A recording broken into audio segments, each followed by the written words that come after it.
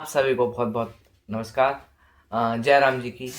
आज हम ये डिस्कशन करेंगे कि जैसे हम पूजा करते हैं, हमारे यहाँ यज्ञ होता है, हवन होता है, और नवरात्रि में दुर्गा पूजा होती है। जब आपने देखा होगा कि कहीं भी आरती होती, किसी भी देवी देवता की या श्री रामायण जी की आरती होती है, तो आरती कैसे होती है? दिया से होती है। अच्छा, दिया मीन किस चीज का होता है? उसमें ऑब्वियसली अग्नि का प्रयोग होता है। और यज्ञ, हवन और जितनी भी चीजें हैं, आरती वगैरह जितनी भी चीजें हैं, हमारे यहाँ पूजा में अग्नि का बहुत महत्व है। तो इसके पीछे का कारण जानने की कोशिश करते हैं कि मतलब भाई अग्नि क्यों चाहिए हमें। आ, जैसे इस्लाम में अग्नि का प्रयोग नहीं होता है, ईसाइयों में अग्नि का प्रयोग नहीं होता है, अ, और जो बौद्ध, जैन, पारसी, सिख होते हैं, इनमें भी हमारी तरह अग्नि का प्रयोग होता है कहीं कहीं पर। बेसिकली इस्लाम और ईसाइयों में नहीं होता है, क्रिश्चियनिटी में। तो देखिए, इसके पीछे का बहुत साइंटिफिक रीज़न है कि अग्नि का प्रयोग क्यों होता है हमारे यहाँ। तो अग्नि का प्रयोग इसलिए होता है क्योंकि आपने जैसे रामायण और महाभारत का जो सीरियल है, जो सबसे पहले जो महाभारत का सीरियल बना था, सबसे पहले जो रामायण का सीरियल बनाया था रामानंद सागर जी ने, तो उसमें भी दिखाया जाता है कि अग्नि का प्रयोग होता था उस समय पर। मतलब वो त्रेता युग जो था, जब भगवान राम थे, और जो भगवान कृष्ण का जो द्वापर युग था, उन दोनों में दिखाया जाता है कि जो ऋषि मुनि थे, वो यज्ञ करते थे या हवन करते थे या कुछ भी करते थे, तो क्या करते थे? अग्नि का प्रयोग करते थे। तो ये जानते हैं कि अग्नि का प्रयोग क्यों होता है। देखिए, ऐसा है जैसे हमारे जो देवी देवता हैं, इंद्रदेव हैं और वरुण देव हैं, रुद्र देवता है। रुद्र देवता कौन हुआ है? मतलब भगवान शिव का एक रूप। रुद्र देवता को भगवान शिव का एक रूप माना जाता है। और जितने भी देवता हैं, जैसे चंद्र देवता हैं, और आपका सूर्य देव हैं, जितने भी देवी देवता हैं, ये सब कहाँ रहते हैं? आकाश में। तो देखिए, तीन लोग होते हैं, तीन लोग होते हैं। पहला होता है भूलोक, जो सबसे नीचे जिसमें हम रहते हैं। उसके ऊपर होता है मध्य लोक, मतलब जो पृथ्वी है और जो आसमान है, उसके बीच का लोक, मतलब जहाँ आप कहते हैं कि जो हवाई जहाज जिस रेंज में उड़ता है, वो होता है मध्य लोक। और उसके ऊपर जो होता है वो होता है स्वर्गलोक। तो स्वर्गलोक जो होता है वो उसके ऊपर होता है। तो पहले कौन सा हुआ? भूलोक, फिर हुआ मध्यलोक, फिर हुआ स्वर्गलोक। तो ये तीन लोक होते हैं। और इसमें हमारे देवी देवता कहाँ रहते हैं? स्वर्गलोक में रहते हैं।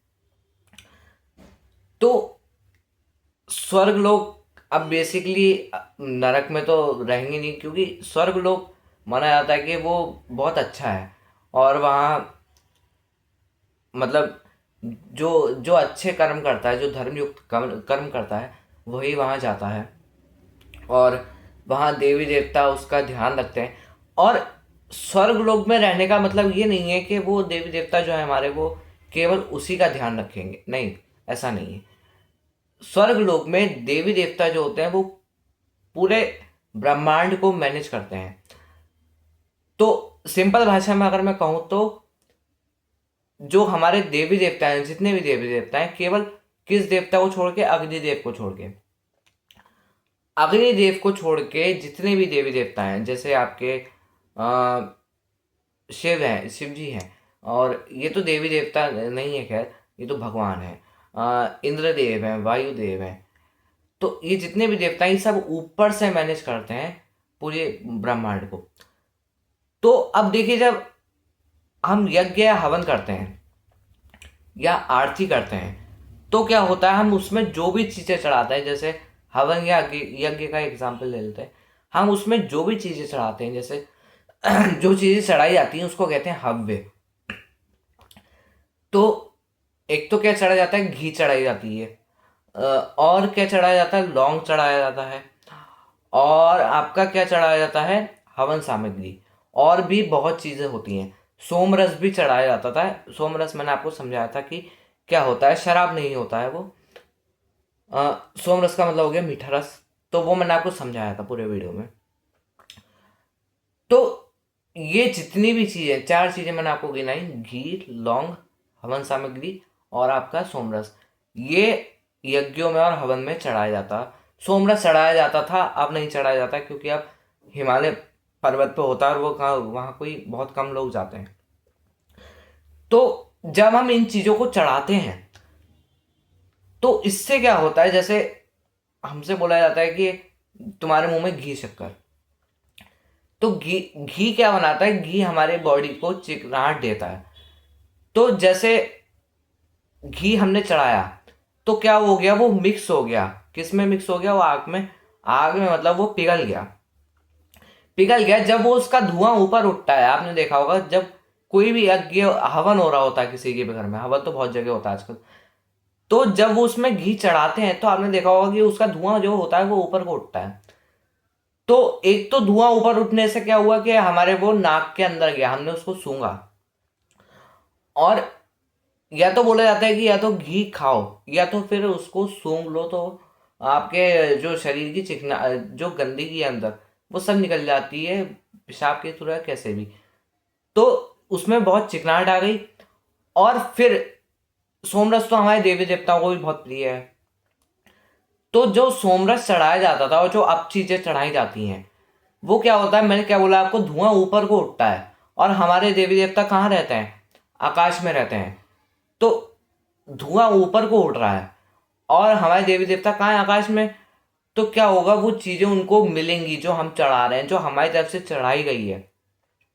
धुआं ऊपर को जा रहा है तो हम क्या सोच रहे हैं कि भाई ये जो धुआं है ये ऊपर को जा रहा है, और हमारे जो हमने चीजें चढ़ाई हैं और जो हम मंत्र बोल रहे हैं, श्लोक जो बोल रहे हैं, हम देवी देवताओं का आह्वान कर रहे हैं। तो श्लोक क्या हो गया, हम उनका आह्वान कर रहे हैं, और जो हम चीजें चढ़ा रहे हैं वो धुएं के थ्रू क्या हो रहा है, आग से ऊपर को जा रही हैं। तो उससे क्या होता है, वो हमारे जो चीजें हव्य होते हैं जो चढ़ाए हुए, वो क्या होते हैं, हमारे देवी देवता लेते हैं और उसको स्वीकार करते हैं और हमको आशीर्वाद देते हैं। तो सिंपल इस अग्नि का प्रयोग इसलिए होता है हमारे धर्म में, पूजा पाठ में, कि जो हमारी जो चढ़ाई हुई चीजें हैं वो हमारे देवी देवताओं को, हमारे भगवानों को मिलें और वो हमको आशीर्वाद दें। और चढ़ाई की जाती है जो वातावरण को भी शुद्ध करें, जैसे घी है, लौंग है। लौंग अगर खाइएगा तो आपके देखिएगा, आपके जो गले में जो कफ होता है, जो भी चीज़ें होती हैं वो सब खत्म हो जाता है। तो क्या हुआ, एक तो वातावरण शुद्ध हुआ, और दूसरी बात क्या हुई कि हमारे जो चढ़ाई हुई चीज़ें हैं वो देवी देवताओं को मिली, जिससे उन्होंने क्या करा, हमको आशीर्वाद दिया। तो देखिए कितना लॉजिकल है, कोई लॉजिकल कुछ है ही नहीं इसमें। कोई ढूंढ लेगा तो ढूंढ लेगा कि भाई अग्नि का प्रयोग इसलिए होता है ताकि, क्योंकि और कोई साधन नहीं है।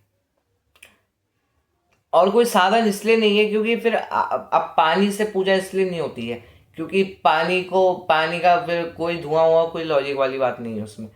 इसलिए आग का प्रयोग होता है क्योंकि उसका धुआं सिंपल ऊपर जाता है और हमारे जो देवी देवता हैं वो आकाश में ही रहते हैं और वहां से पूरा सब कुछ कंट्रोल करते हैं। तो यही पूरा लॉजिक है। और इससे वातावरण भी शुद्ध होता है और हमारे देवी देवताओं को हमारी चीज़ें भी मिलती हैं और मंत्र भी बोले जाते हैं। तो ऐसा लॉजिक आपको किसी मजहब में नहीं मिलेगा, केवल हिंदू धर्म में ही मिलेगा।